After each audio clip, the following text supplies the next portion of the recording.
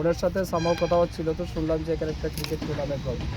তো আমারও খুব ইচ্ছে হলো যেন আমিও সেখানে পার্টিসিপেট করি। তো আজকে এখানে আসার সুযোগ হয়েছে, সত্যি খুব ভালো লাগছে। একটা সময় আমরা খেলাধুলা করেছি, এখন তো সময়ের অভাবে এটা সম্ভব হয় না। তো তারপরেও মাঝে মধ্যে মানে নিজের মানে পুরনো মেমোরিগুলিকে একটু রিজুভিনেট করা আর কি। তো এই জন্যই আমরা এখানে এসেছি।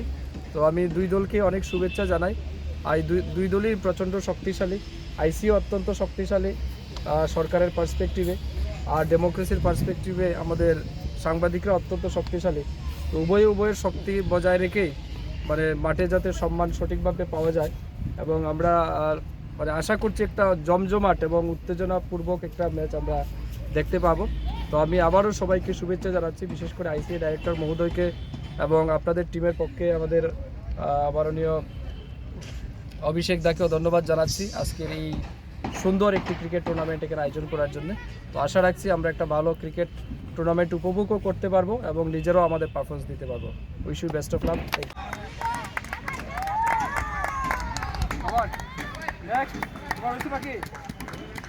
আর কে বাকি আছে?